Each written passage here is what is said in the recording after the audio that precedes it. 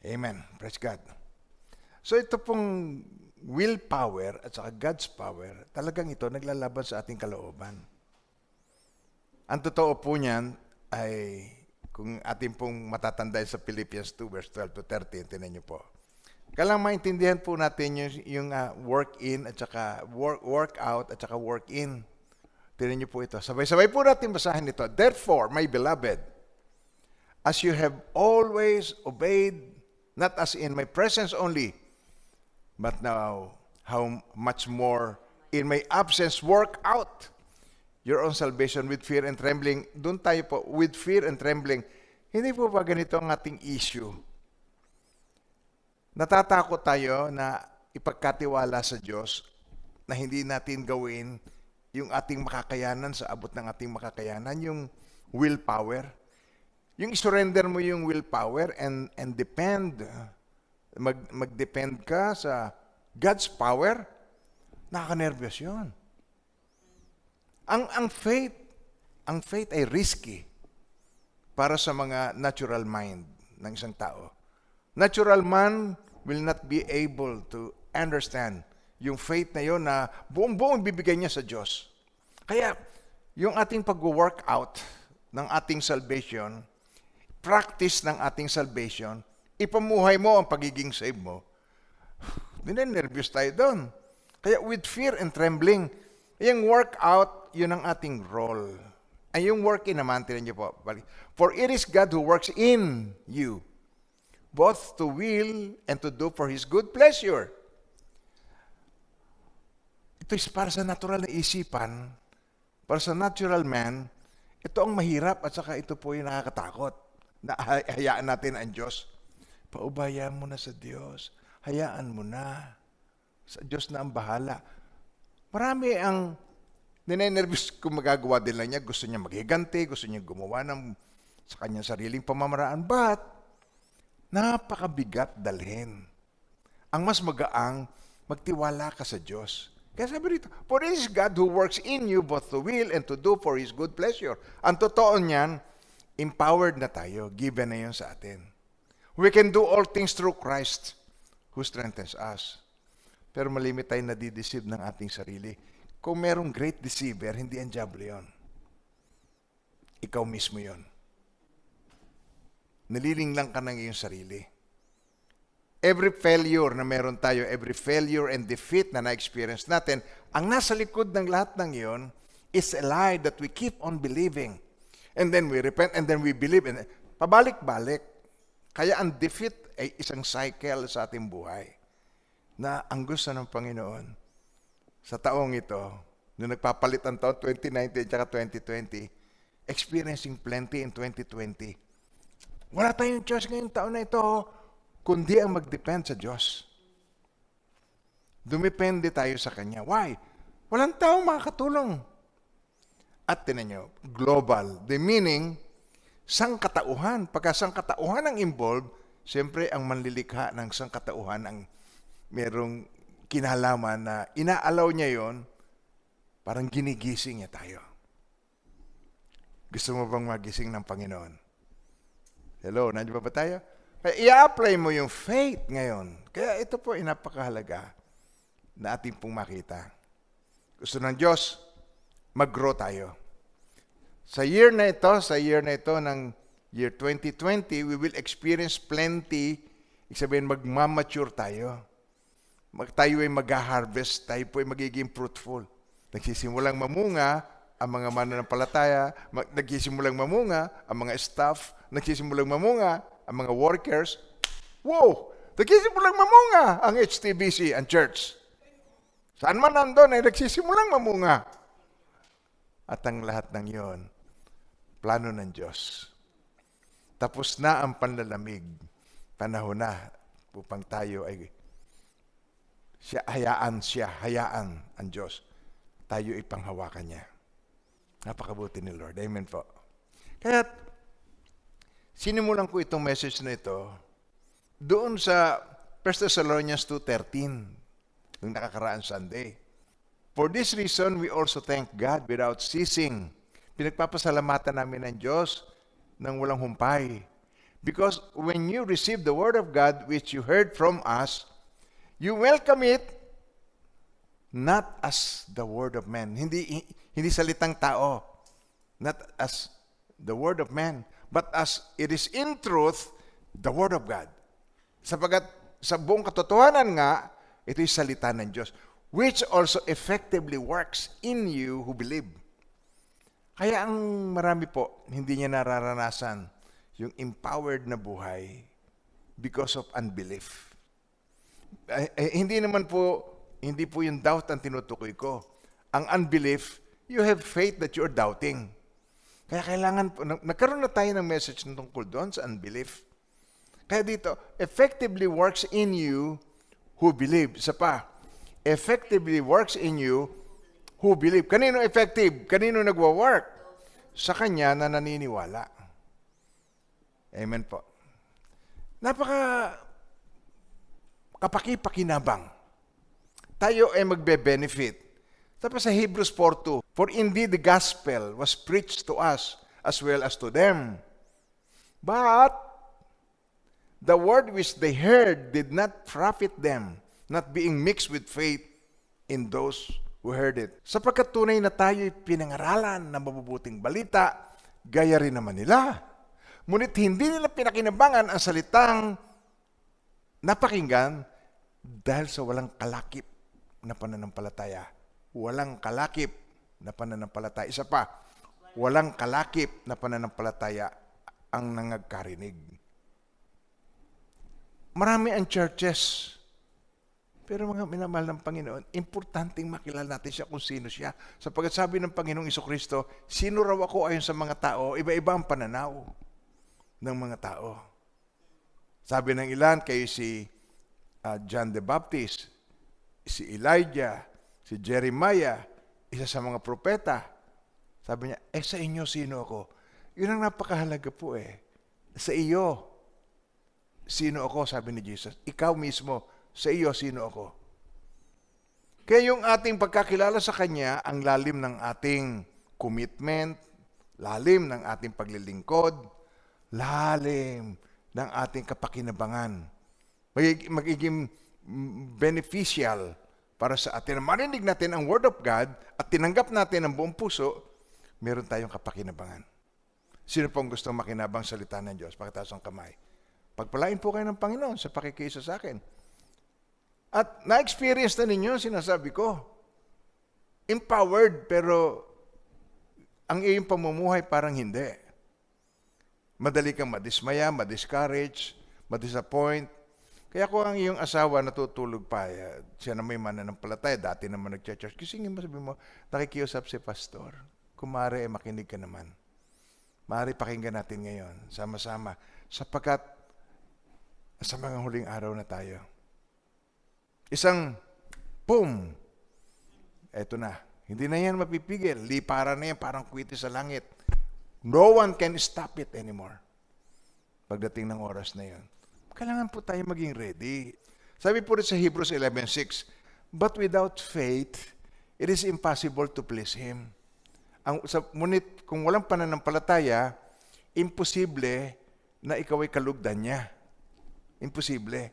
For he who comes to God must believe that He is. Ang lumalapit sa Diyos, dapat maniwalang siya Diyos. And that He is a rewarder. Ulit. He is a rewarder. Siya ang nagbibigay gantimpala. He is a rewarder of those who diligently seek Him. Yung mga buong puso na hinahanap siya. Sinasaliksik siya. Hinahanap mo kasi hindi mo siya nakikita pero pinaniniwalaan mo siya. Hindi mo napakahalaga maintindihan po natin yun. Rewarder siya, kanino? Of those who diligently seek Him. Siya ang nagbibigay ng gantimpala sa mga humahanap sa Kanya. Hello, nandiyan ba tayo? Pag may pangangailangan, hindi yung mauutangan ang hinahanap. Siya ang hinahanap. Pag may kakulangan, may kaguluhan, siya ang hinahanap, siya ang shalom. Siya ang peace. Pag mayroong pangangailangan, siya ang hinahanap, siya ang Jireh, siya ang provider. Pag may karamdaman, siya ang hinahanap, siya ang Rofi, siya ang healer. So, yung mga names ng God, siya yun. Na gusto niyang makilala natin kung sino siya at napakahalaga na makilala natin kung sino siya sapagkat magkakaroon tayo ng kapakinabangan. Yan ang nais ng Panginoon. Maging recipient tayo bilang anak, tayo ay maging tagapagmana ayon sa kanyang kalooban. Tatandaan niyo yun? Sa Galatians 4, di ba? Tatandaan niyo yun? Tayo po, tagapagmana ayon sa kanyang kalooban. Hindi ka naalipin kundi anak, sapagkat anak, ikaw ay tagapagmana ayon sa kalooban ng Diyos. Kung anak ka nga. Kaya napakahalagang intindihin natin mabuti. Ilang beses ko sasabihin yung napakahalaga. Nung preaching ko noong Sunday, ilang beses kong binanggit yung napakahalaga.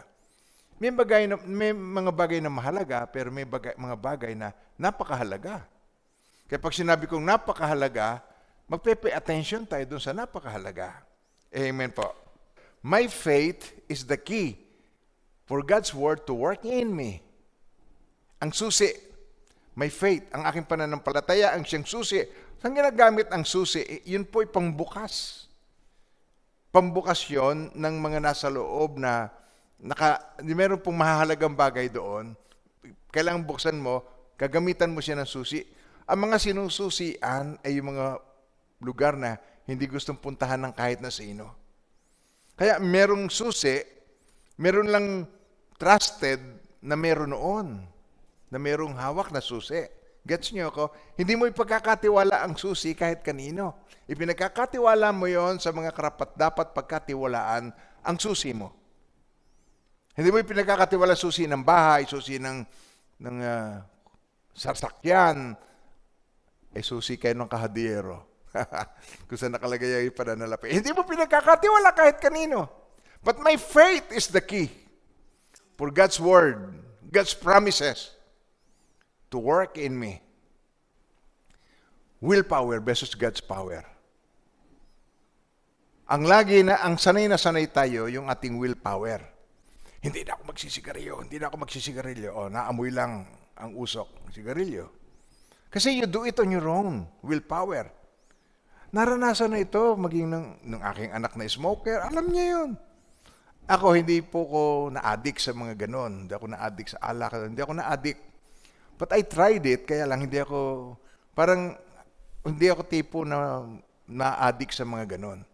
But tinan nyo, yung iba napakahirap, tinigilan ko ang sigarilyo ko pero 13 years old pa lang ako, na-smoker na ako. Pero nung tigilan ko yon, para ang tawag nila cold turkey, malamig na pabo. Cold turkey. Maalis ko nang basta. Pero para sa iba, napakahirap alisin yung mga ganong you do it on your own willpower. Pero tingnan niyo po, ang God's power is given. Nung tinanggap natin ang Panginoong Jesucristo, nasa atin ang Holy Spirit, God's power. You will be endued with power from on high. Ang God's power is given.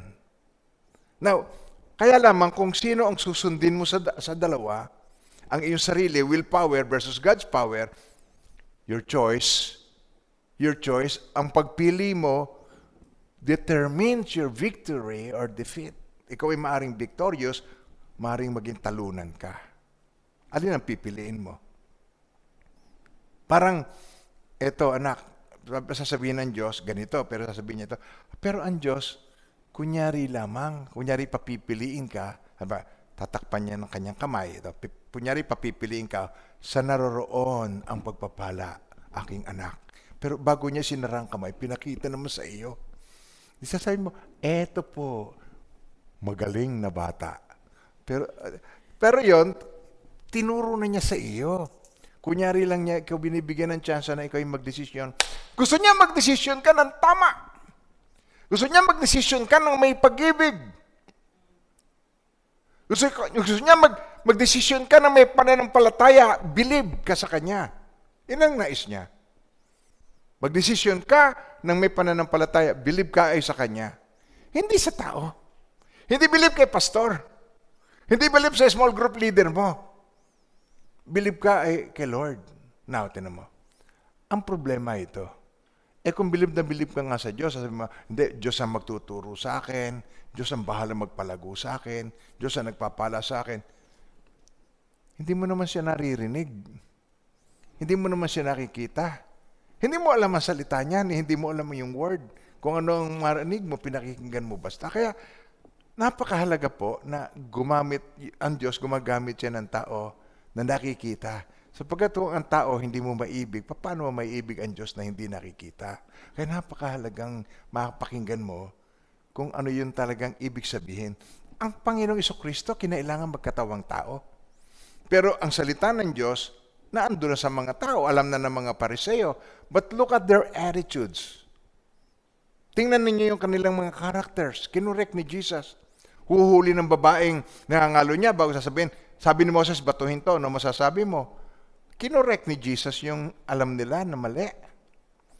Ilan ang iyong alam na mali? All Scripture is given by inspiration of God, and it is profitable for doctrine, for reproof, correction, instruction, and righteousness, that the man of God will be equipped for good works. Napakahalagang maintindihan natin. Ulit na naman sa ito, napakahalaga na intindihin natin. Kung walang nagturo sa akin, mahirap ko maintindihan. Kaya naririto po ako, inalaw ng Diyos na ako'y umuwi, ang dahilan na ikaw. Now, paano nagkaroon ng impact sa akin ng Word of God? Yung napakahalaga, hindi ba? Ito po, tinignan ko natin yun. Read, believe, declare, act. Tatatandaan niyo yon, yung ating mga tinignan na yon? Una, ako'y gutom na gutom sa salita ng Diyos. Ito, read, believe, declare, act. Isa pa. Read, believe, declare, act. Okay? Kaya nung natanggap ko ang Panginoong Jesucristo, ang unang nangyari sa akin, hindi ko malamang dahilan. Gusto ko magbasa at ang binabasa ko ay actually 7. Ang Bible ko, 7 translations. Iba-ibang translations. At ang tinitingnan ko, yung isang verse, pinalalalim ko sa iba-ibang translations. Inuunawa kong mabuti. Pati yung mga lugar-lugar na pinupuntahan ng Panginoong Jesucristo, pinag-aaralan ko, tinitingnan ko. Read. And then, believe. Alam niyo yung believe, yung pagbabasa, ito paluluwagin ko ng konti ang kalooban ninyo. Paluwagin ko ng konti. Pagbabasa, di ba? Sabi ko siya, pag pinatas kong kamay, hindi nagbabasa. Sabi ko, nalulungkot ako. Paluluwagin ko ng konti. Wala kayong makikita sa buong Bible na sinasabi ng Bible ka lang basahin mo sa loob ng 1 taon. Yay! Okay, di ba? Di ba? May maluwag ang kalooban mo doon. Di ba? Yes. Walang sinasabi doon. Nabasahin mo yon sa loob ng 1 taon. Na kayo mauobliga na magbasa. Ay, sabihin ko sa iyo, kumain ka ng ganito, kumain ka ng kumain ng ampalaya, maugustuhan mo ba yon? Na yun kainin mo. Hindi ba kumakain ka pagka ikay gutom? Tsaka minsan may nagkikrave ka, gusto mo yung halo-halo. Di ba? Minsan gusto mo ng pizza pie. Ang Bible, meron din niya mga section na kung saan ikaw ay nai-encourage ka doon, yung nai-inspire ka doon, na nasabi ka doon. Meron lugar na binabasa mong mabuti. Sa particular time ngayon, yung sa Matthew 7 ang tinitingnan natin. Okay, yun po ang ating pinag-aaralan. Now, read, ang pagbabasa, yung magaang sa loob mo, yung oras na yon, may ilalaan ka, maglalaan ka talaga. Why? Because you love God. You're not obligated. You love God. Hindi obligasyon. Sabihin mo nga sa iyong katabi, hindi ka mauobliga. Kasi hindi naman ako naobliga. I enjoyed it. At kami mag-asawa, nung kami nagme-memorize na, kasi mayroong pamamaraan ng pagre-read, nagme-memorize na kami, meron akong maliit na karton, yung dating mga karton ko na sigarilyo, yung ginugupit ko, tapos yun na sinusulatan ko. Ngayon, napakarami namang maliliit na parang ID card o yung calling card. Well, read. And then, make it embed in your heart. Sapagkat sabi sa Psalms 119 verse 11, your word I have hidden in my heart, that I might not sin against you. Ang salita mo, tinatago ko sa aking puso. Bakit mo tinatago? Kasi mahalaga sa iyo, tinetreasure mo siya. Iniingatan ko yung salita sa aking puso upang huwag akong magkasala laban sa iyo. Tingnan nyo, nagagawa mo yung kasalanan, nai-ignore mo yung word. Hindi mo yung pinakikinggan. Hindi mo yung pinahahalagahan. Amen ba tayo doon? Ang pahalagahan mong word ay yung grace, yung pwede kang magkasala tapos hingi ka uli ng tawad pagkatapos ka magkasala. Gumagawa tayo ng ginagawa ng foolish man. Isang kahangalan. Amen po. Nakakagawa tayo ng kahangalan sa ating sarili. Paulit-ulit tapos we get the same result. Uulitin natin ang the same mistake thinking that we will get the different result. Tama? Hello? Tama po. Gagawa ka ng kasalanan, gagawa ka ng parehong pagkakamali, pero mag-iimbento ka sa iyong isip na magkakaroon ng ibang result. Hindi ba? Insanity. Now, sa Psalms 119 verse 16, I will delight myself in your statutes. Hindi nagbabago ang statutes. Parang estatwa yan, hindi yan nagbabago. Hindi yan nakapirme. I will not forget your word. Hindi ko yan lilimutin. Ang bagay na mahalaga, hindi nililimot. Ang pangalawa, believe. Believe God's word. Tingnan niyo po. And this has something to do with deep relationship. Marami kang naririnig. Marami kang napapakinggan. Alin dito? Alin dito ang gusto mong pakinggan? May kinalaman sa relationship. Sabi sa John 10 verse 27 to 28, my sheep hear my voice. Kaya tinan nyo, napakarami mo napapakinggan, alin mo ang totoo? Ganito po yun. Kung meron akong pakikinggan, kung meron akong paniniwalaan, ang paniniwalaan ko ay ang kilala ko. Hello, nandiyo ba tayo? Ito ang sinabi ng isa, ito ang sinabi ng isa, ito ang sinabi ng iba. Sino paniniwalaan ko sa inyo lahat? Kung akong tatanungin ninyo, paniniwalaan ko ay ang kilalang kilala ko. Amen po. My sheep hear my voice, and I know them, and they follow me. Magkakakilala sila. Kilala natin ang Panginoong Jesucristo. Sabi niya sa isang banda, you shall know the truth, and the truth will set you free. Free from doubts. And you shall know the truth, and the truth shall make you free. So Jesus Christ is the way, the truth, and the life. Kaya kung kilala natin siya, hindi ka na magda-doubt. Because if you do not have doubts, you do not need faith. Yun naman ang totoo nun. Kung wala ka namang doubt, ang solution sa ating doubts ay ang ating pananampalataya. Knowing the truth will set us free. Kung wala kang doubts, hindi mo kailangan ng faith. Eh marami tayong doubts. Meron ako nun, meron ka nun. If we know Him, the way, the truth, and the life, sabi niya, no one comes to the Father except through me. Kaya sabi ni Jesus, sino raw ako ayon sa mga tao? Tatatandaan yung earthly ministry. Nagpunta sa Pilipo, sa Cesarea. Sino raw ako ayon sa mga tao? Sabi ng ilan, kayo po ay si John the Baptist, kayo po ay si Elijah, kayo po ay si Jeremiah, kayo po isa sa mga propeta. Sabi niya, sa inyo, sino ako? Mahalagang alam natin kung sino siya. Amen po. You are the Christ, the Son of the living God. Kaya pag siyang nananahan sa atin na sinabi niyang di tayo iwan, ipababayaan man, malakas ang loob natin. So ang beliefs natin po, mga minamahal ng Panginoon, has something to do with our relationship. Sabi sa 2 Timothy chapter 1 verse 12, tayo sa Apostle Paul, for this reason I also suffer these things. Nevertheless, I am not ashamed, for I know whom I have believed. I am persuaded that He is able to keep what I have committed to Him until that day. Dahil din dito, ako'y nagdurusa ng mga bagay na ito. Kahit siya nagdurusa, okay lang sa Kanya. Gayumay, hindi ako nahihiya sa aking mga pagdurusa. Sapagkat kilala ko ang aking sinampalatayanan. Kilala mo ba? Kung hindi, yun ang kailangan. Kilalanin mo siya. Amen po. Meron siyang magagawa. I can do all things through Christ who strengthens me. At ako'y lubos na naniniwalang may ingatan niya ang aking ipinagkatiwala sa Kanya. Ano yung pinagkatiwala natin sa Kanya? Ang aking buhay. Kilala ko ang aking sinampalatayanan. Isa pa. Kilala ko ang aking sinampalatayanan. Isa pa. Kilala ko ang aking sinampalatayanan. At ako'y lubos na naniniwalang may ingatan niya ang aking pinagkatiwala sa Kanya hanggang sa araw na iyon. Ano yung pinagkatiwala natin? Ang ating buhay. lubos niya itong maiingatan. Do you believe? Kaya yun ang importante pong lumalim tayo. Amen po. We are the loser if we don't believe. Now, if you believe, you will declare. You read, you believe, and then you declare. Ano i-declare mo? Truth. Ano i-declare mo? Promises. Ihahayag mo yan, i-declare mo. Kaya sa Matthew 7:17 verse 20, sabi niya, so Jesus said to them, because of your unbelief, kasi meron silang ginagawa, hindi nangyayari. Sabi niya, bakit Lord hindi nangyayari?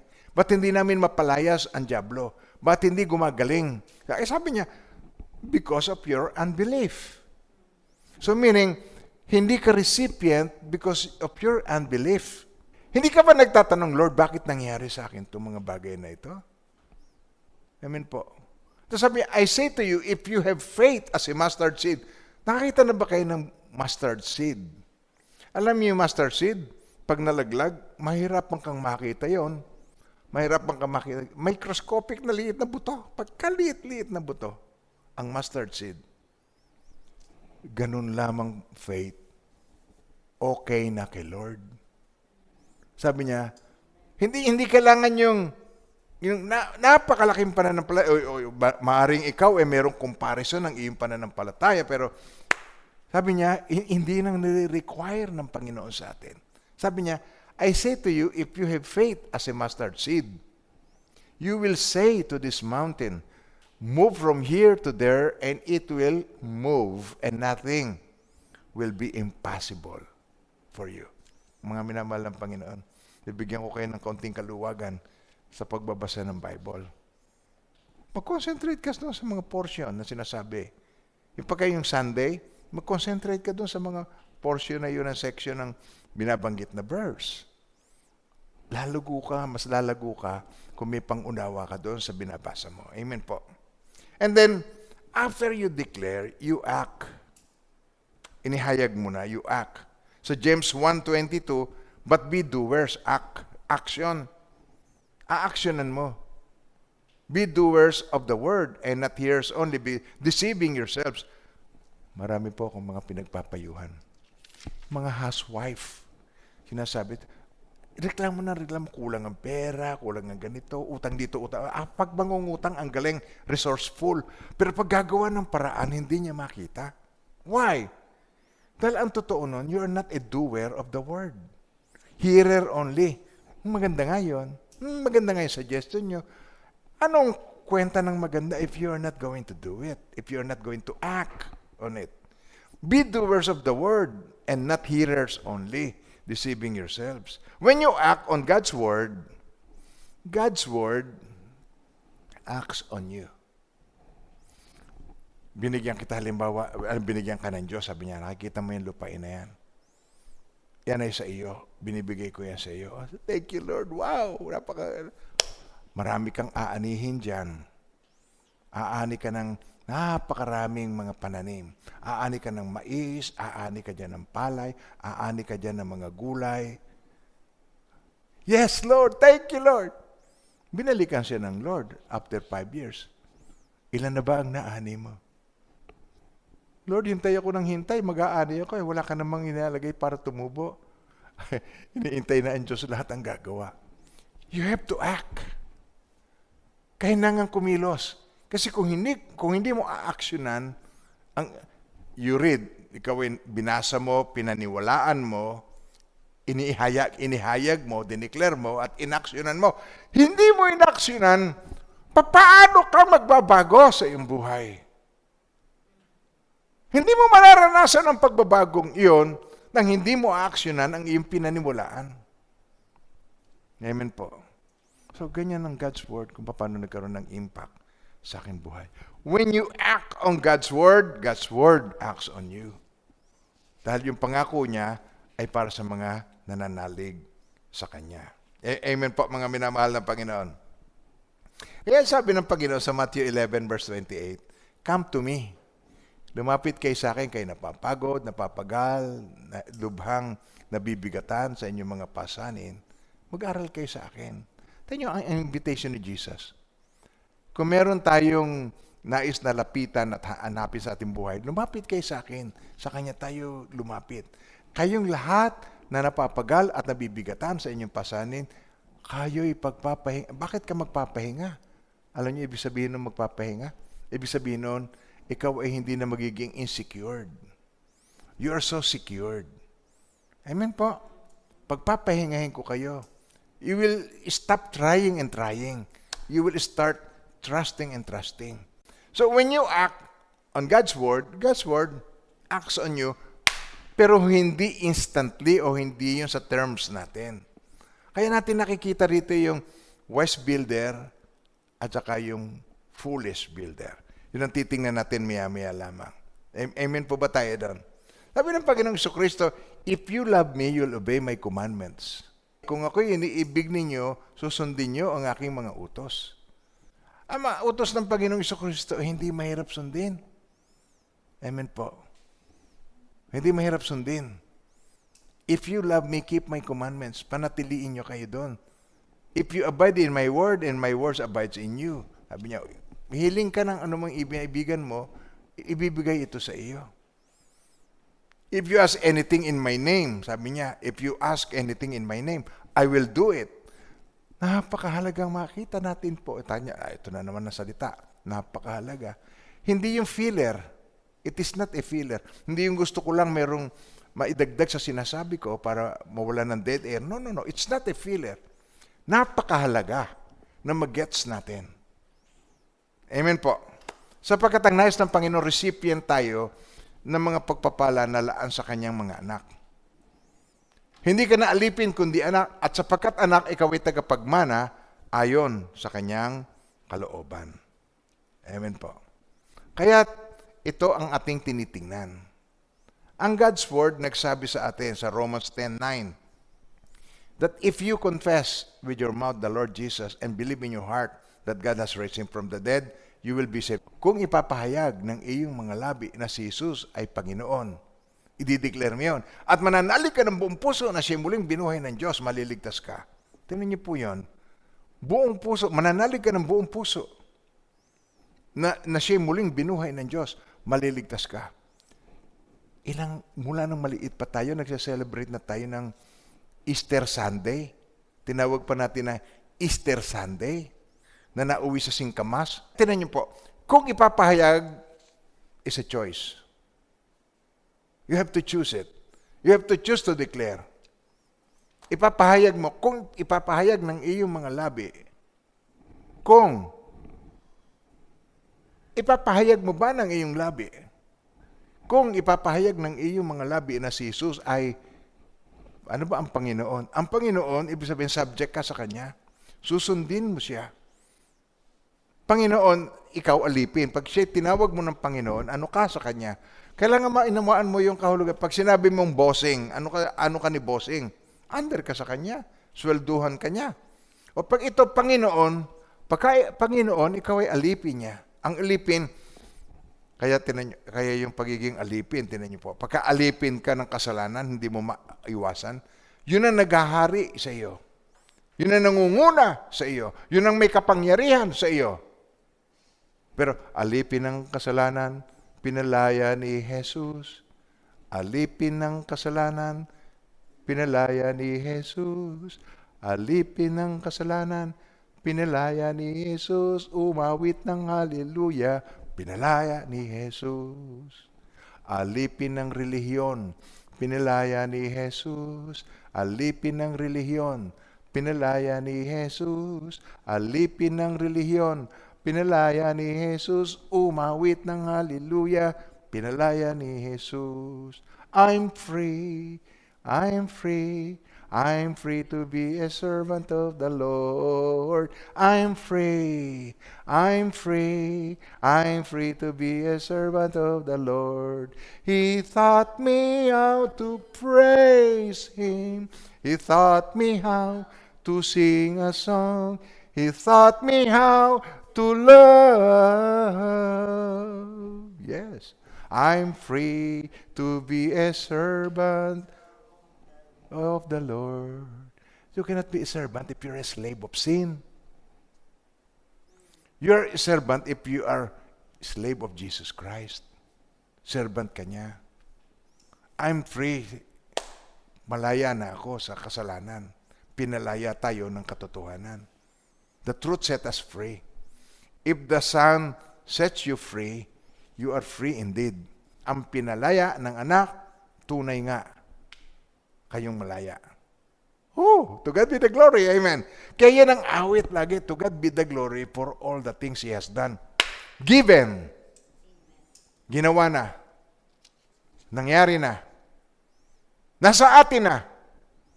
Kasama na natin siya. Kung hindi niya pinagkait ang kanyang anak, di ba? Pagkakait pa ba niya sa atin ang anumang kailangan natin?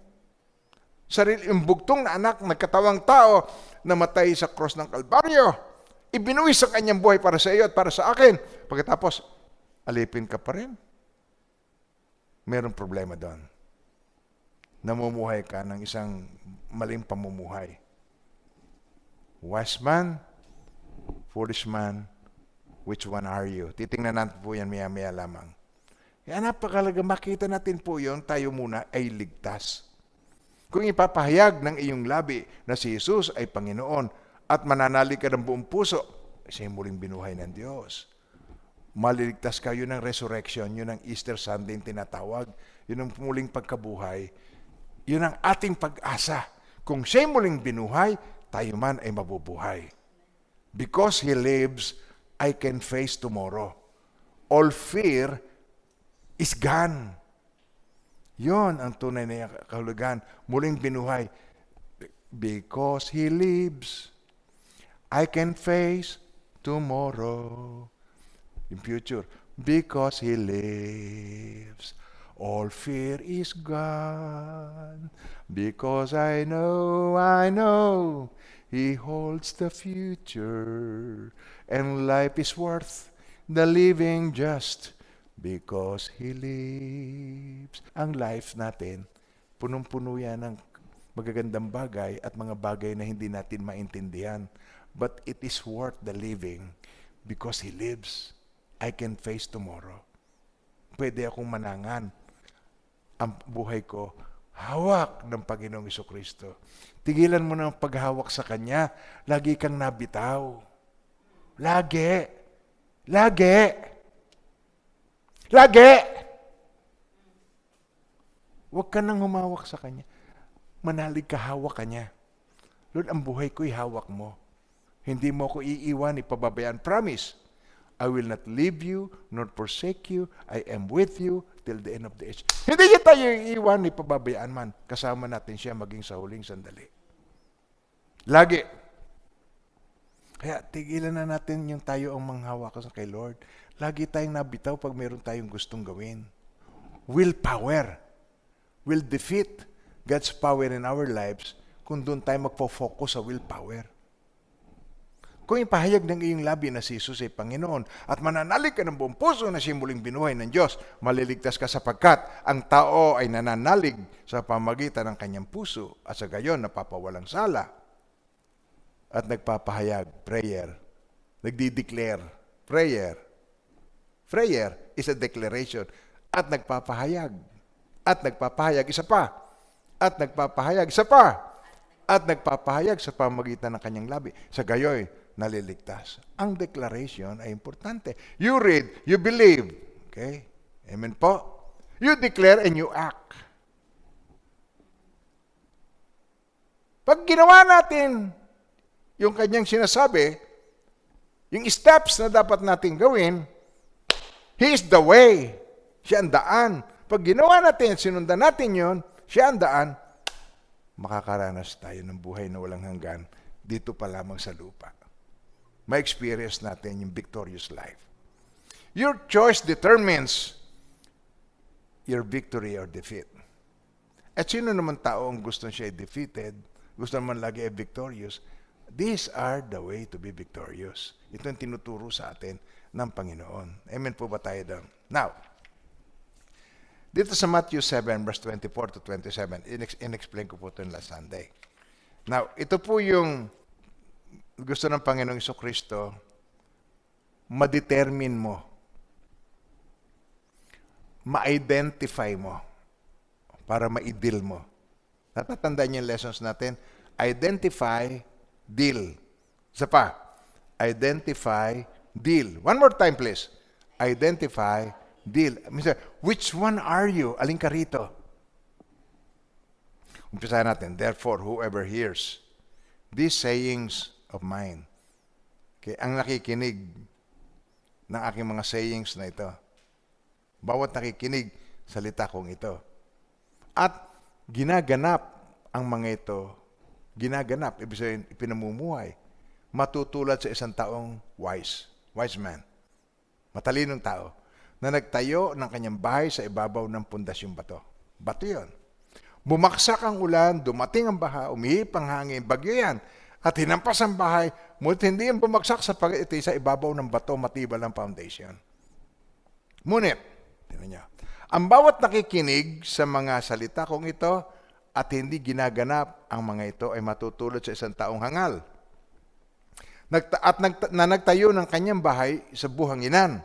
Okay, ano nangyari? Bumaksak ang ulan, dumating ang baha, umip ang hangin, hinampas ang bahay na iyon, at yun ay bumagsak. Napakalakas nga ng kanyang pagbaksak o tuluyang nawasak. Great was its fall. It is a warning. Ang gusto niya makita natin dito ay yung wise man at saka foolish man. Ulit-ulit, wise man, foolish man. At which one are you?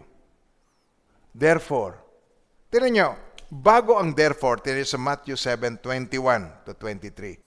Hindi lahat ng tumatawag sa akin ng Panginoon, Panginoon, ay makapapasok sa kaharian ng langit. Not everyone who says to me, Lord, Lord, shall enter the kingdom of heaven.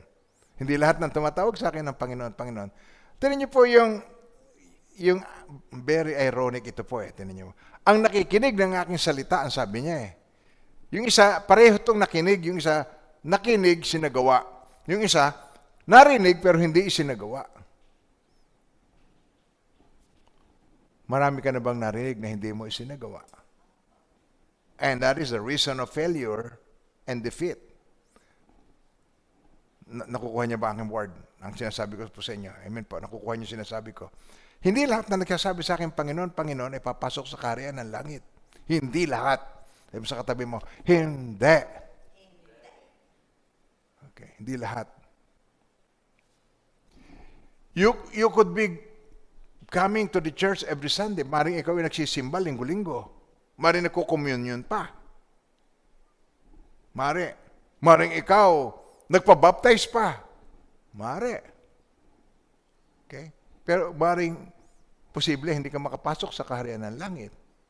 Sabi niya rito, hindi lahat na nagsasabi sa akin ng Panginoon, no, not everyone who calls me Lord, Lord, shall enter the kingdom of heaven.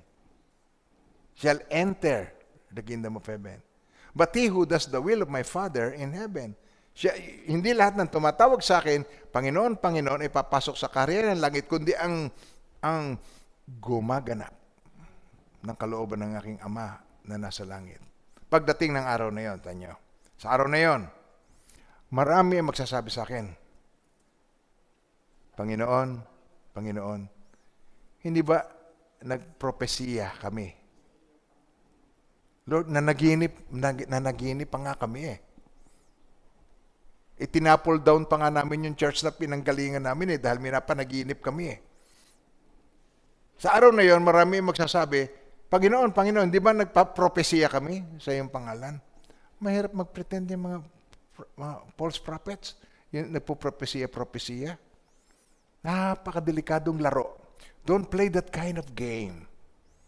Amen po. Sa araw na yon, marami magsasabi sa, Panginoon, Panginoon, di ba nagpropesiya kami sa iyong pangalan? At nagpalayas ng mga demonyo sa iyong pangalan? At sa iyong pangalan ay gumawa kami ng maraming makapangyarihang gawa, yung mga kababalaghan.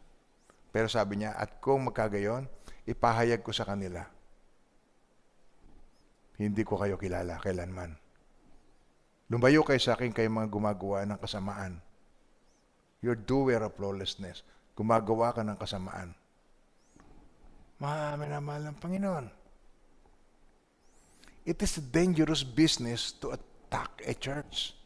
It is a dangerous business to attack a servant of God. Sabi niya, wala kayong karapatan na husgahan ang aking servant. Ang Panginoon lang niya ang may karapatan na maghusga sa kanyang servant. Wala kayong karapatan. And then I will declare to them, I never knew you. Depart from me, you who practice lawlessness. Ang instruction ko sa inyo, love one another, pray for one another. Love them as I have loved you. And then, ganito ang iyong action. Namumuhay ka sa right and wrong principle, na ang principle nun ay makatao, hindi makadiyos. Kaya si Jesus, merong gustong husgahan, batuhin hanggang mamatay, sabi niya, ang walang sala, siyang unang bumato. Because we cannot judge people. We cannot be the judge and the jury. Ang role natin is maging obedient tayo sa word. Tagatupad. Hindi tayo ang tagahatol. Sabihin niya, hindi ako ang tagahatol. Tagatupad. Tagaganap ng kanyang salita. And then I will declare to them, I never knew you, depart from me, you who practice lawlessness. Hindi ba ang saklap nito? Amen po ba tayo doon? Nakukuha niyo ba ang aking point? Hindi ba ang saklap na sa harapan ka na ni Lord? It's too late. You built your life in the wrong foundation. Namuhay ka doon. Mali ang pundasyon ng buhay mo. Kaya napakalagang tama ang foundation ng ating buhay. You think ang Diyos, nalulugod siya sa dami ng magagandang ginagawa mo. Ginawa ni Saul of Tarsus. Yun ang sa ating si Apostol Pablo, ginawa niya yon. Pero sabi ng Panginoon, napakahirap para sa iyo ang sumugod sa dulo ng, hindi naman sibat yun, kundi goad, o yun yung pantulak sa mga animal sa tamang direction. Mahirap na umatak ka ng ganon. It is very hard for you to do that. Sabi niya, Lord, hindi ba ikaw ang nagbigay ng binhi? Tapos nung nagsilaki, sabi niya, bubunutin namin, Lord. Huwag. Baka ang mabunot ninyo ay ang trigo. You don't even know kung ano ang plano ng Diyos sa isang tao. Seemingly, mali ang ginagawa, pero may plano ang Diyos sa kanya. Nakukuha niya ba? Mga minamahal ng Panginoon. Ang pinuntahan ng Panginoong Jesucristo, sabi niya, let us go to the other side. Ang dinayo niya doon ay demonized na tao. Ang demonyo sa kanya ay 2,000. Pero yung pala ang gagamitin niya doon sa lugar na yun, ang tawag doon yung demoniac of Gadarene. Doon sa Gadarene, yung pala ang mag-share doon sa region na yun. Kaya ang ginawa niya, pinalayas niya. At nung pinalayas niya, gustong sumama sa kanya, sabi niya, huwag, dito ka, ipagsabi mo magagandang bagay na ginawa ng Diyos sa iyong buhay. Mga minamahal ng Panginoon, marami ang Diyos, binibigyan niya ng pagkakataon kahit na 2,000 ang demonyo. Ay, ikaw pa, baka naman 3 lang ang iyo. Hindi ka dapat hatulan. Sabi ka sa akin, baka naman 3 lang eh. 2,000 ginagamit ng Panginoon. Yung 3 lang di kayang-kaya niyang palayasin yun. Mga minamahal ng Panginoon, matyaga ang Diyos sa atin. Tayo ang walang tiyaga sa ating sarili at sa isa't isa. And then I will declare to them, I never knew you, depart from me, you who practice lawlessness. Kaya ang sabi niya rito, therefore, okay, pasok tayo ngayon doon sa therefore ng Panginoon. Therefore, whoever, sabi niya, here's this saying of mine. Kaya nga, sa Tagalog tayo, kaya ibig sabihin, doon nang galing yun doon sa mga pagkakamali na akala nila okay sila, hindi naman pala sila okay. Religious lang sila religious. Ang kanilang pananaw. Tao-tao ang kanilang prinsipyo. At saka pag nagkamali ka, sisintensyahan ka kaagad. Yung babaeng sinintensyahan nila na nahuli sa akto ng pangangalo niya ay sabi ng Panginoong Jesucristo, hindi malilimot, yung babaeng ito will be a memorial. Maalala ng mga tao ang kanyang ginawa. Nakita niyo po ba yan? Na yung babaeng yun, nagbuhos sa kanya ng oil. Kasi mas marami ang pinatawad, mas nagmamahal, mas kakaunti ang pinawad. Kung ikaw tingin mo sa siya napakabuti, hindi kakaunti ang pinatawad sa iyo, kaya kaunti ka lang magmahal. Pero pagka napakaraming katulad ko na isang katutak ang aking kasalanan, ganun ako kung magmahal kay Lord at naunawaan ko yung mga katulad kong makasalanan. Unawa ko. Ikaw napakabuti mo, hindi mo maunawaan. Gusto mo agad sintensyahan. Gusto mo agad, hindi ka kasi nag-church, kaya ka nagkasakit. Kaya ka na COVID. Hindi ka kasi naniwala kay Jesucristo. Hindi ka kasi born again, kaya ka ganyan. Self-righteous. Kaya't ang bawat nakikinig ng mga salita kong ito at ginaganap ang mga ito ay matutulad sa isang matalinong tao, wise man, nagtayo ng kanyang bahay sa ibabaw ng bato. Bumaksak ang ulan, dumating ang baha, humihip ang hangin, hinampas ang bahay na yun. Hindi bumaksak, ngunit hindi bumaksak, ngunit hindi yun bumaksak, sapagkat itinayo sa ibabaw ng pundasyong bato. Ang batong yun si Jesucristo. Amen. Tapos susunod natin niya. At yung nakikinig, ang bawat nakikinig na salita kong ito, parehong nakikinig. Isa'y nagsagawa, isa'y hindi. O, ang bawat nakikinig sa salita kong ito at hindi ginaganap ang mga ito ay matutulad sa isang taong hangal. Kaya ang sabi ko, wise man, foolish man, which one are you? Your choice determines your victory or defeat. God's willpower versus God's power, your choice determines your victory or defeat. Inuulit-ulit ko. Gusto ko pong i-nail down. Gusto ko pong tumimo. Ang bawat nakikinig sa mga salita kong ito, hindi ginaganap ang mga ito, matutulad sa isang taong hangal na nagtayo ng kanyang bahay sa buhanginan. Bumaksak ang ulan, dumating ang baha, ito yung testing ng kanyang buhay. Humihip ang hangin, nampas ang bahay na iyon, bumaksak, napakalakas nga ng kanyang pagbaksak. Ang mahirap nito, bumaksak na, sasabihin, ako naman bibigyan pa ng katwiran, ako naman marami pa siyang sasabihin, ayaw. Ang hindi mo pag-identify, yun ang reason, pag hindi mo na-identify, you cannot deal the issue of your life. Hindi mo ma-identify kung ano. Huli na ang lahat pagdating ng araw na yon. Tingnan niyo po, ang wise man. Okay. Ito po, sa Matthew 16 verse 18, ang sabi niya rito, pundasyong bato, nasa ibabaw ng pundasyong bato. Ngayon, si Peter, sino raw ako ayon sa mga tao? Ikaw ang Kristo, ang anak ng Diyos na buhay. Kasabi ng Panginoon Kristo, mapalad ka, Pedro. Hindi tao ang naghayag niya sa iyo, kundi ang aking amang nasa langit. Pag binasa niyo yung preceding verses dito, yun, bago ko itutuloy sa 18, kayo na lang maghanap. Sinasabi ko naman sa iyo, ito ngayon, na ikaw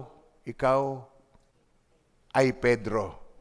Hindi ikaw si Pedro, hindi si Pedro, kundi ikaw ang Pedro. Merong play. Petros at saka Petra. Yun ang pinanggalingang salita. At sa ibabaw ng batong ito, Petra, rock, tatayo ko ang aking iglesia at ang mga pintuan ng Hades ay hindi magwawagi laban sa kanya. And I also say to you that you are Peter, and on this rock I will build my church. Amen po. Nakikita niyo po ba yung aking point na sinabi sa inyo? Every one of us is building a life. And upon this rock, I will build my church. And the gates of Hades shall not prevail against it. Hindi makapananaig sa kanya, maging ang pintuan ng impyerno, hindi makapananaig sa kanya. Ang pintuan ng impyerno, puro kasinungalingan. Puro yung kukuti-kutitap na liwanag ang mga pintuan yan. Ilaw na pula. Pintuan niya. Pakukuti-kutitap yan. Akala mo yan, napakaliwanag na. Akala mo napakasaya. Tapos pagpasok mo sa loob, napakadilim. May nakikita ka doon mga babaeng, akala mo napakaganda ng itsura dahil ang ilaw doon, akala mo nagmumukhang maganda, tapos nakasubsob, lasing na. Hindi maganda ang atmosphere. Ganyan tayong tuksuhin ng sanlibutan. Akala mo napakaganda, akala mo ito na. Kaya sabi niya rito, on this rock I will build my church. Upon this rock I will build my church. Sa ibabaw ng batong ito, itatayo ko ang aking iglesia. Ang kanyang church. Tayo yon. Gusto niya tayo nasa pundasyong bato. Kaya tinan niyo yung ang ating pong vision. We bring them in, we build them up. We train them for, we send them out. It is a cycle. We bring them in, evangelism. We bring them in, we build them up. We train them for, we send them out. Ikot ng ikot yun. It is a cycle. Yun ang PID. Yun ang discipleship training ng bawat mananampalataya. Kung ikaw ay wala pa doon sa discipleship training, ito ang pagkakataon. Marinig mo ito sa akin. Hindi ka lalago na sabi, maganda message ni pastor. Nagustuhan ko message ni pastor. Bakit kaya pag narinig ko, iyak ako ng iyak. Hindi ko naman alam kung bakit ako naiyak. Hinihipo ka na ng Panginoon. What would you do with your crying? Anong gagawin mo sa paghipo niya sa iyo? You have to act. You read, you believe, you declare, and you act. If you don't, edi yun ka rin. Kung ano ka last year, ganun ka pa rin sa year na ito. It doesn't change anything in your life. It is a repetition of the past. It is a cycle of defeat. Now, sa 1 Corinthians 10:4, gusto ko i-explain sa inyo ang rock. And all drank the same spiritual drink, for they drank of that spiritual rock that followed them at that, and that rock, sino yun? Was Christ. Sa Old Testament yung tinutukoy po doon. Sa Old Testament, merong bato na pagkahinampas ni Moses, tok, tok, tok, lalabas ang tubig. Wala po silang source ng tubig, disyerto. Sabi niyo yan, disyerto. Ang pinag-uusapan natin dito, mga lalaki, 2 milyon tao. Napakaraming tao. Ang naik 100,000 plus lamang. Ang binyan ay 300,000 lang. Pero pag ang pinag-usapan mo, 2 milyon na ang isang leader ay wala man lamang budget. Sabi niyo yung word na yun. Walang budget. Walang budget. Walang health department. Okay? Walang economic pang-sustain, pagkain. Wala. Walang ospital. Walang Meralco. Walang Nawasa. Nakita niyo pagka kinakapos lang yung gripo ng Nawasa, nagkakagulo na ang tao sa Maynila. Imaginin mo, 2,000 taong walang magamit. Panghugas, panligo, panlaba. Yung bato, meron silang bato sa Old Testament. Pag yung tungkod ni Moses na yun ay authority kinakausap niya, lumalabas ang tubig, bukal. Sinasabi ko po sa inyo mga minamahal ng Panginoon, umisip ka na ng pinakamalakas na tubig, daluyan. Hindi mo mapainom ang 2 milyon na tao sa maliit lang nakapatak na gripo. Bago pa makainom yung pinakahuli, uhaw na uli. Walang tigil ng kanganga yun. Kanganga doon kung yun ay gripong maliit lang. Kaya ang bumubukal doon sa batong yon, pagkalakas-lakas na tubig. Kasi bukod pa sa tao, may alaga pa silang mga hayop. May mga alaga silang baka, may kambing, may tupa, may alaga sila. So mga minamahal ng Panginoon, ilang ilang milyong gallons ang kailangan mo doon. Pagkadami-daming tanker ng kung halimbawa paiinumin mo, 2 milyon tao, susuplayan mo ng tubig. Mahirap itong isipin ng ating isip nito. Yung rock, sabi niya, and all drank the same spiritual drink, for they drank of that spiritual rock that followed them, and that rock was Christ. Sabi niya, ako ang tubig na dalisay.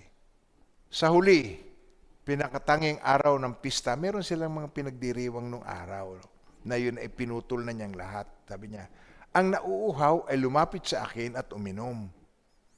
Ayon sa sinasabi ng kasulatan, mula sa puso ng nananalig sa akin ay dadaloy ang tubig na nagbibigay buhay o mga ilog ng tubig. Ayan, mga ilog ng tubig na buhay. Okay. Kaya ito po, nagbibigay buhay sa iba. Kanino dadaloy? Sa mga nananalig. Sa iyo, sa akin. Ibig sabihin, makapagpapainom tayo sa mga pusong nauuhaw. Sa katwiran, nauuhaw o nagugutom sa kabanalan. Sapagkat si Jesus ang tinapay ng buhay. Si Jesus ang tubig ng buhay. Hello, nandiyan pa ba tayo? Mga minamahal ng Panginoon. Sumasampalataya sa akin gaya ng sinasabi sa kasulatan, mula sa kanyang puso dadaloy ang mga ilog ng tubig na buhay. Ngunit ito sinabi niya tungkol sa Espiritu, sa Holy Spirit. Natatanggapin ng mga sumasampalataya sa Kanya sapagkat hindi pa pinagkakaloob ang Espiritu, sapagkat Jesus hindi pa niluluwalhati. Kaya kung natatandaan sa John 20, verse 21, ang sabi ng Panginoon sa Kristo, ang kapayapaan ang sumainyo. Kung paanong sinugo ako ng Ama, ay sinusugo ko rin naman kayo. Pagkasabi niya, hiningahan niya, sinabi, tanggapin ninyo ang Espiritu Santo. Nung naluwalhati na ang Panginoong Jesucristo, siya nabuhay na maguli, siya nakaupo na sa kanang kamay ng Father God, nandun na sa trono, sa kanang trono ng Diyos. Bilang tao, nagkatawang tao, si Jesucristo, hindi siya tao lamang, siya Diyos. Hindi pa tapos, meron pa, babalik pa uli siya, the same glorified body, may po, malapit na. Ang pagbabalik niya, hindi sa panahon ng kapayapaan. Ang pagbabalik niya ay sa panahon ng kaguluhan. Magulo na ngayon. Malapit na ang pagbabalik ng Panginoon. Huwag po tayong parang natutulog pa sa katotohanan ito. Malapit na ang pagbabalik. Kayo ba'y handa? Yan ang ating message. Huwag kayong manatili na foolish man. Manatili tayo as wise man. Yan ang mga karakteristik. Kaya, yon ang wise man, ang pundasyon na sa kanya. At yung wise man, handang mag-sacrifice para kay Jesus. Natandaan niyo yung mga disciples, kahit sila'y haplitin, kahit sila'y magkalatay, kahit sila'y parusahan, at kahit sila'y utusan, huwag mo nang ipapangaral ang Jesus na sinasabi mo. Ano sabi ni Peter? Kung ang susundin ko ay tao o ang Diyos, kayo po ang humusga. Kasi yung nag-uutos sa kanya, kumikilala din kay Yahweh. Yung mga Pharisees, mga high priest, kumikilala rin sa Diyos. Ang religious people naman, kumikilala sa Diyos. Pero hindi ang pagkilala sa Diyos lamang ang mahalaga, kundi ang pagkilala sa isinugo ng Diyos. At wala nang iba kundi ang kanyang bugtong na anak, ang Panginoong Jesucristo, para makalapit ka sa Diyos. Ikaw mismo, ako mismo, tayo, hindi tayo makalalapit sa Diyos sapagkat siya'y banal. Kaya lang mangyayari yon dahil kay Jesucristo sa dugo ni Jesus. Ang makikita sa atin ay ang dugo ng Panginoong Jesucristo. Kaya siya ang rock ng ating salvation, the rock of our foundation.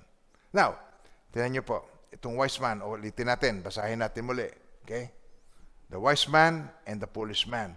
Kaya therefore, whoever hears these sayings of mine and does them, I will liken him to a wise man who built his house on the rock, and the rain descended, the floods came, the winds blew and beat on that house, and it did not fall, for it was founded on the rock. Bagyo ng buhay. Pagsubok ng buhay. Difficulty ng buhay. Pero nananatili itong nakatayo dahil ang pundasyong bato ang kinatitirikan ng kanyang buhay. Yun ang pundasyon niya. Si Jesus, the rock of our salvation. Amen po. But, tinan ninyo, ang foolish man, but everyone who hears these sayings of mine and does not do them will be like a foolish man who built his house on the sand. The rain, okay, pareho, nakinig silang pareho, narinig, pero yung isa sumunod, isa hindi. Yung hindi sumunod, foolish man. The rain descended, the floods came, the winds blew and beat on that house. Bagyo na naman. Bagyo, difficulty. Amen po. Like plague, like global, pandemic. And it fell, and great. What is fall? Ito'y ang tinutukoy ng Panginoong Jesucristo ay irreversible. Hindi katulad to ng pangkaraniwang bagyo, nilipad yung bahay, nilipad yung bubong, tapos papakuan mo na uli. Pagkatapos ng bagyo, ang bagyo dumadaan dito saglit lang. Meron ba kayong alam na bagyo na nananatili? May bagyo ba naman pang isang taon? Hindi ba ang bagyo naman ay pagdaan, tapos mamaya, kalma na yan, pero malamig, ang hihip ng hangin, kasarapan lamang, pero giba ang paligid, maraming patay, maraming bangkay, maraming nalunod, ganyan. Pero nagsisimula muli bumangon. Nagsisimula uli na magtayo. Gets niyo ako? Pero ito, and great was its fall. Ang tinutukoy dito, irreversible situation. Ang tinutukoy dito, hindi mo na mababago ang sitwasyon niya. Foolish man. Kaya nga ang tawag niya ay foolish man. Nagigets yung mga sinasabi ko. Hindi na intindihan. These people could come to the church and yet na impyerno. Itong mga taong ito, maaaring ito'y naglilingkod na and then na impyerno. Nagigets niyo ako? Ang mga taong ito, maaaring tawag sa sarili niya, pastor, pero na impyerno. Paano nangyari po yun? Hindi tinanggap si Jesus kung sino siya. Ang iniisip niya ay kautusan pa rin. Nabubuhay pa rin siya. Sarili niyang, tignan niyo, pagka ikaw ay namuhay ng gano'n, sa Galatians 5:40 na niyo, kayo'y hiwalay kay Kristo, kayo mga nagnanais ariing ganap sa pamamagitan ng kautusan. Nahulog kayo mula sa grace. You have become estranged from Christ. You who attempt to be justified by law, you have fallen from grace. If ever we are going to be saved, for by grace you have been saved through faith, and that not of yourselves, it is the gift of God. Yun ay kaloob, regalo ng Diyos. Hindi mo yun sa sariling merit. Kaya yung mga performance-oriented, gospel of performance people, nanganganib ang buhay. You will fall from grace. You have become estranged from Christ. You who attempt to be justified by law, you have fallen from grace. Amen po. Galatians 2:20. Ito ngayon yung wise man. I have been crucified with Christ. It is no longer I who live, but Christ lives in me. And the life which I now live in the flesh, I live by faith. And the life and the life that I now live in the flesh. Okay, and the life which I now live in the flesh. Sabi niyo word na yun, life in the flesh. I live by faith in the Son of God who loved me and gave himself for me. While you are in the flesh, you cannot avoid. You cannot be sinless. Nakukuha niyo ba sinasabi ko doon? You can sin less. Pero hindi ka pwedeng sinless. One word, sinless. Yung walang kasalanan. Sabi sa John 1:8. Okay, pakinggan niyo mabuti. John 1:8. Okay, tinan niyo po. Siya nagsasabing wala siyang kasalanan. If we say we have no sin,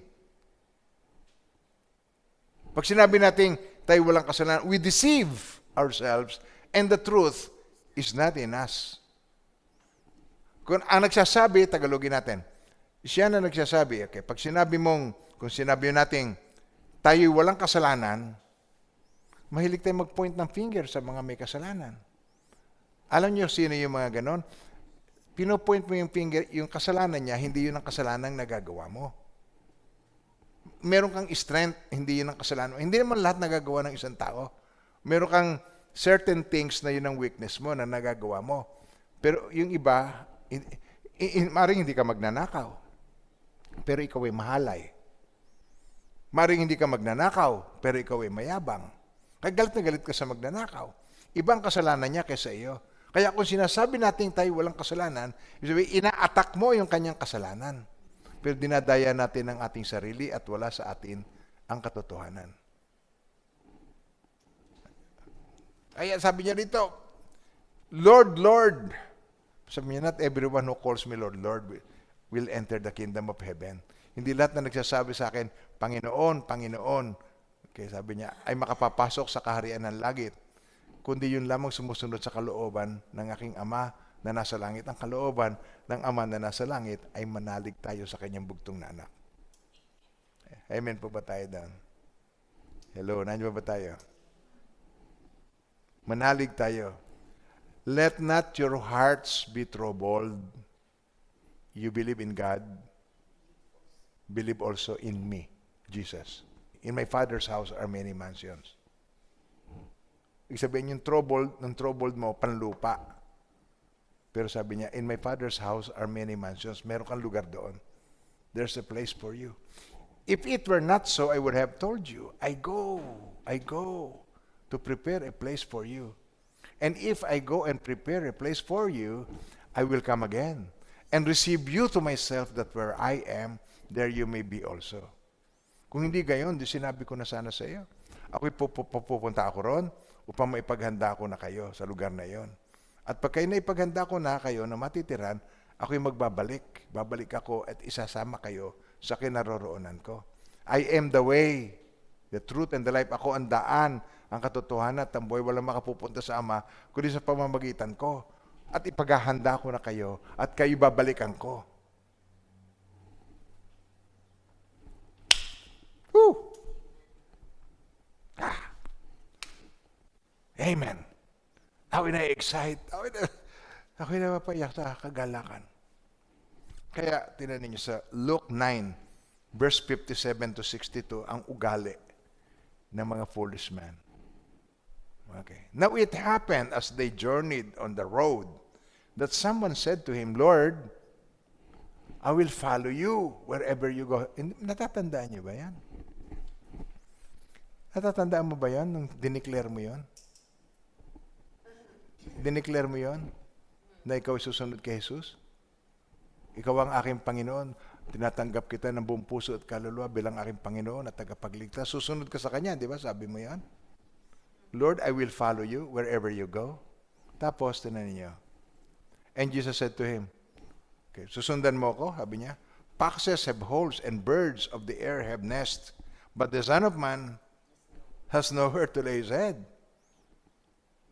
Ibig sabihin niya, walang isang yung lugar, kung susunod ka sa akin, hindi kita madadala sa isang convenient na lugar. Nakuha niya ba ako doon? Susunod ka sa akin, pero susunod ka sa principles. Hindi doon sa isang tangible place, tapos susunod ka doon.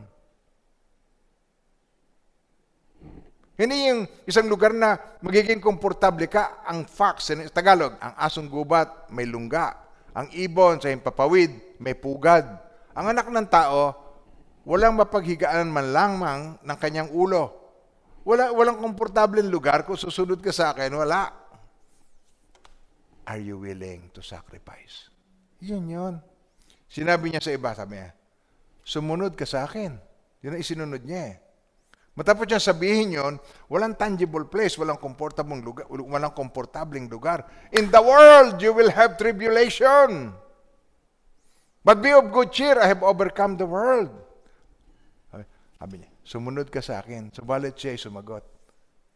Sinabi niya doon, susunod ako sa iyo. Pero sinabi ka, wala kang masusundan.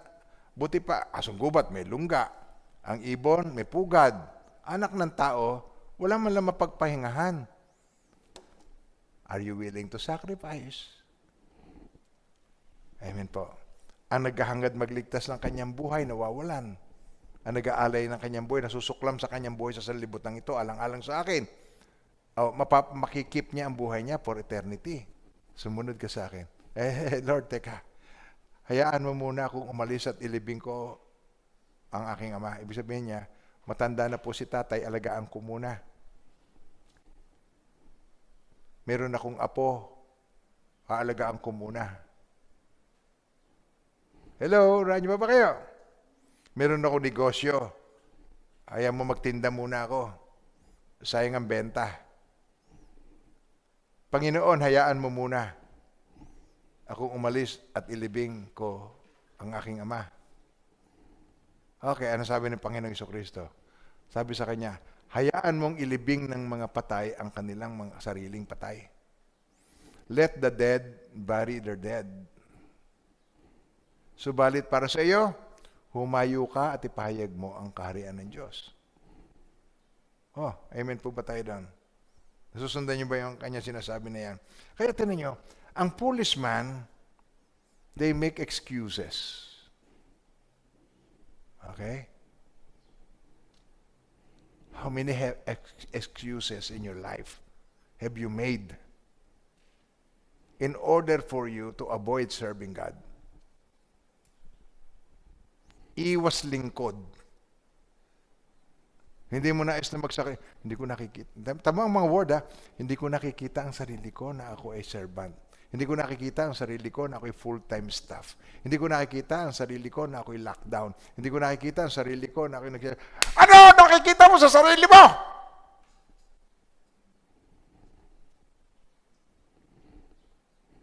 You want to follow God on your own terms.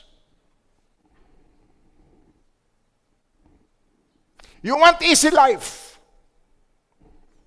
You want little efforts. And you have little change in your life. Why? Engulf ka ng self. Self-sufficiency, self-fulfillment, self-will, self-righteousness. Foolish men. That's what it is na gusto ng Panginoon ma-avoid natin.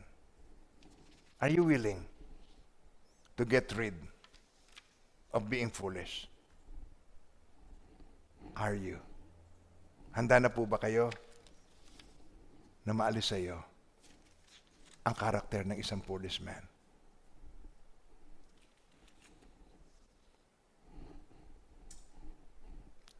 Tinatanong ko po kayo, Lord, help my unbelief. Help my unbelief. Help me, Lord. Because every one of us is building a life. No life is storm-free. The wise man believes in storms. Pinaghahandaan niya yan. And the fools, they do not. Number 4. The house that falls when it is needed the most. Kailangan niya yung bahay. Nag-iba. Ang ikalima,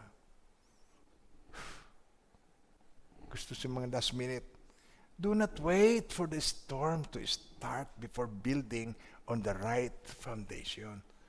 Wag. If ever growth will come into your life, now is the time. Why? Because God is at work. God is at work right now. Waymaker, miracle worker, promise keeper, light in the darkness, my God. That is who you are. That is who you are. That is who you are. Oh, thank you, Lord. Thank you, Lord. Father, I renounce my unbelief. Itinatatwa ko ang aking kakulangan ng pananampalataya. Itinatatwa ko sa pangalan ni Jesus ang maghahadlang na ito, ang mga pabigat na ito sa aking buhay. Itinatatwa ko sa pangalan ni Jesus ang mga pagiging busy ko sa mga bagay na material. Itinatatwa ko sa pangalan ni Jesus. Panginoon, ikaw ang pinakamahalaga sa lahat. Oh Lord Jesus. Oh Lord. Hallelujah. Patawarin niyo po ako, Panginoon. Nauuna ko ang aking pangangailangan panlupa. Nauuna ko ang mga bagay, Lord, na temporal sa halip ng mga bagay na eternal. Patawarin niyo po ako for being foolish for such a long time. Ngayon po, Panginoon, nais ko po, Lord, na maging wise builder sa iyong pangalan. Help mo, Lord. Help me. Tulungan niyo po ako, Lord. Help my unbelief. Tulungan niyo po ako, Panginoon. Increase my faith. Tulungan niyo po ako sa panahon ngayon ng pandemic, Lord. Ang dependency ko sa iyo that I will come closer to you. Lalapit ako sa iyo, Panginoon. Come to me, you who labor and are heavy laden, and I will give you rest. Lord, give rest to my soul. Bigyan mo ng kapahingahan na aking kaluluwa, na lubhang naliligalig, maraming alalahanin, Panginoon. Anong kakanin, anong iinumin, anong isusuot? Lord, tulungan niyo po ako, Panginoon, na huwag akong mamuhay na parang unbeliever. Help me, Lord. Salamat po, Panginoon. Ikaw ang aking Panginoon, tagapagligtas at hari. Help me, Lord. Declare niyo, ikaw ang aking Panginoon, tagapagligtas at hari. Help me, Lord. Salamat po, Panginoon. Manahan ka sa puso ko, pagharian niyo po ako, and thank you for the eternal life that you have given me today in Jesus' name. Hallelujah.